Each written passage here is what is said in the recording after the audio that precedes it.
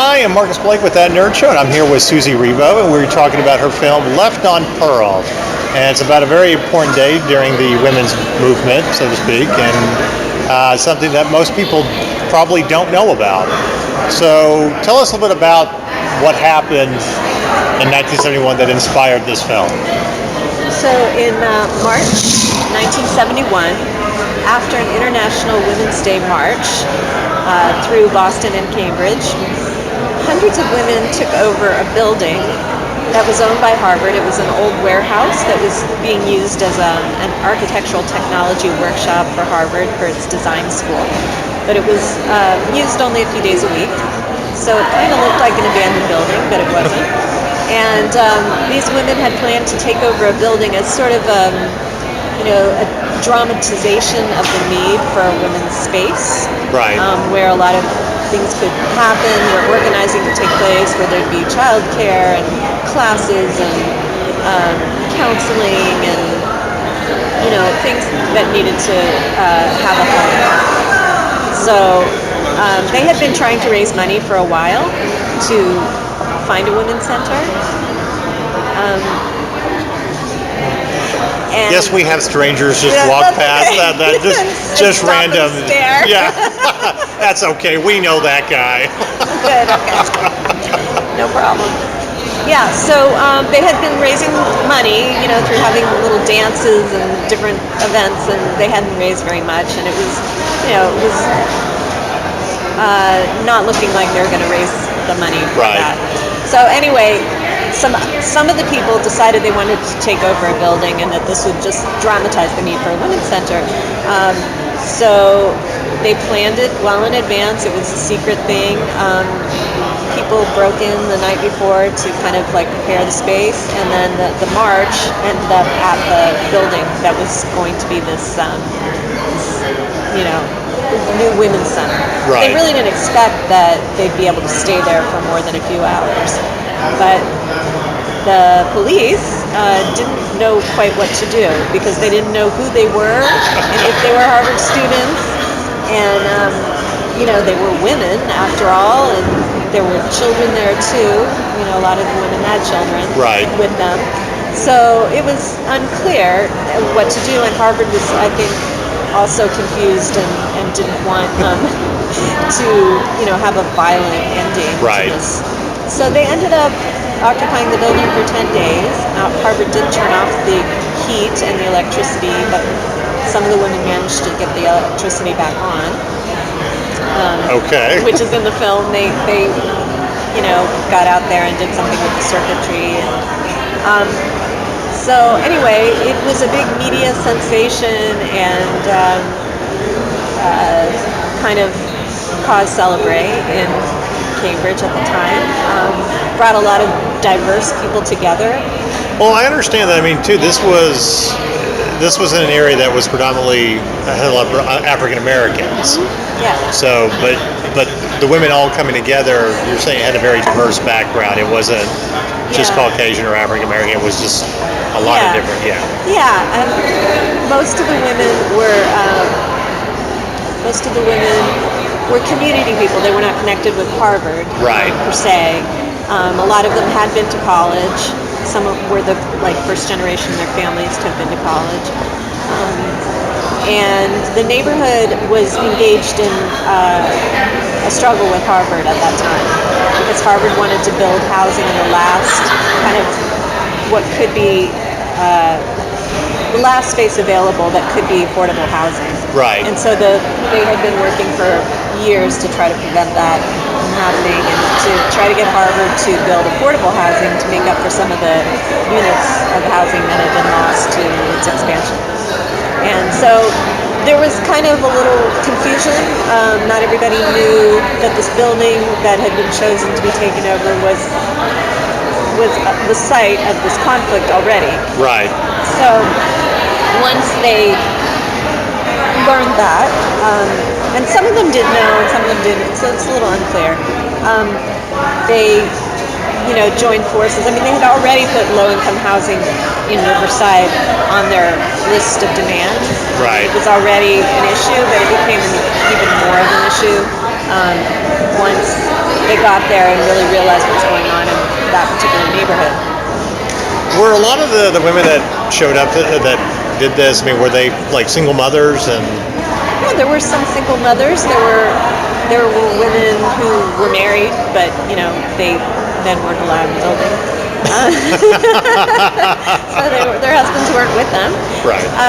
But yeah, there were single mothers. I mean, most of the women did not have kids. Most of them were in their early to mid 20s, and just didn't have kids yet. But the overall point of the protest was to make aware what Harvard was doing and like that. I mean, it wasn't aimed to be part of a women's movement originally, or was it? It was actually coordinated with International Women's Day. Oh, okay. It was, trying to raise issues about reproductive rights and an end to degrading images of women. And when they marched, they went past the Playboy Club and protested. Back at that time, I don't know, maybe you have one here, but there was a Playboy Club in Boston. It's no longer there. That was a site of contention, and they went past the jail where there were a lot of women in prison for like minor offenses like shoplifting. Right. So there were a lot of different demands about equal pay for equal work, about at that time the want ads, the classified ads, were still segregated by gender. There was male want ads and female want ads. Really? Yeah. Okay. Now I will admit that's something that I did not know that they did with the classifieds. Obviously I wasn't around in 1971. Yeah. Wow. It didn't end until 1973 or 74. Okay. So a lot of these things sound ludicrous now, but Or not necessarily so much. yeah, I guess when you look at what's going on. But at the time, that's just the way things had always Right. been. Nobody thought there was anything. Well, these people thought there was something wrong with it. But it's like a lot of things. First you raise consciousness. Sure. Then you start protesting. Now this didn't end in violence at all, No, did it? there was no violence. And it did come to some kind of peaceful resolve. It did. I don't know how much of it I should give away, but Well, I wouldn't give away your entire film and stuff like that, yeah. but No, it ended. They decided to leave in victory because they had gotten some major donation that would help them towards the down payment on a building where they could have a women's center. Okay. Which never would have happened without the publicity that came about as a result of this occupation. right. So the primary demand was for a women's center, but it was all the other issues too were raised about women's rights. Now, before your film, I've never heard of this event personally, Yeah. so I'm assuming that there hasn't been a lot talked about it at all. No. This is the first major film kind of done about this particular Yeah, it's been mentioned in a few books. People know about it locally, but it's not Right. widely known. But it was a real kind of watermark for the women's liberation movement, as it was called at that time. But even some people in Boston don't know about it.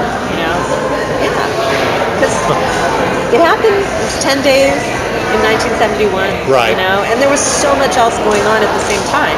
If you look at the newspapers from that period, Right. those days, there were other huge things happening at the same time. Other building takeovers.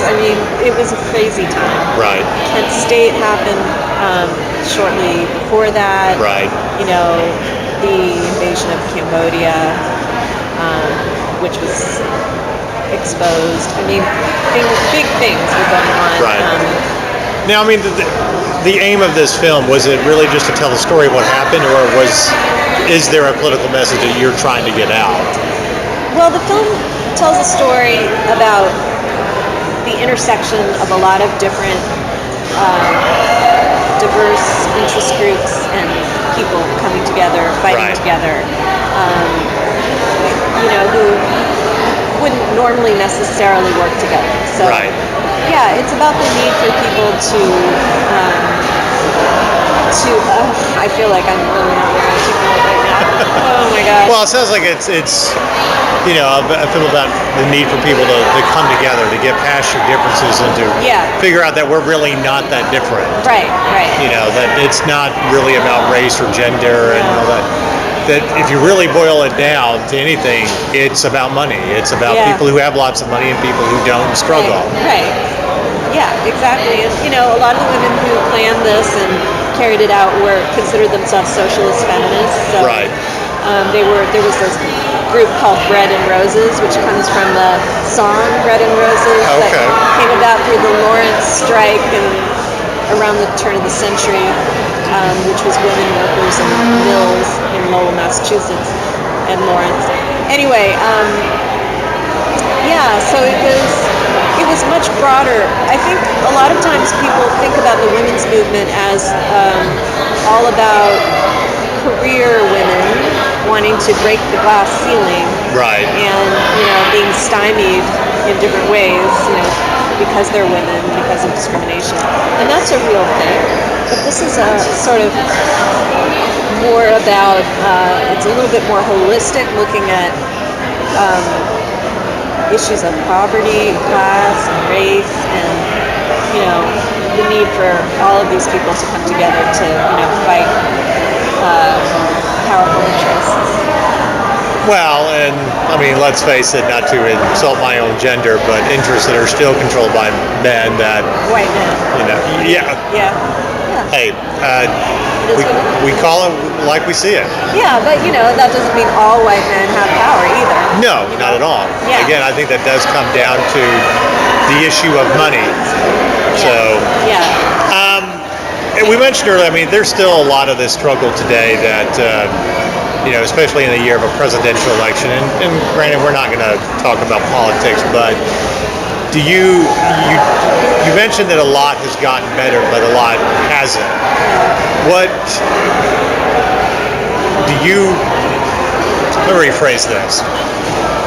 Do you hope that there is a political message that carries on with politicians as they're running, that maybe they'll live up to their promises or fight for these ideals?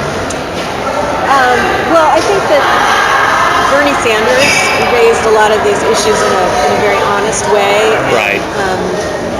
that was a nice moment where a lot of people once again came together across class, Right. race, and gender and sexuality and all of that, because he was telling the truth, and he wasn't owned by corporations or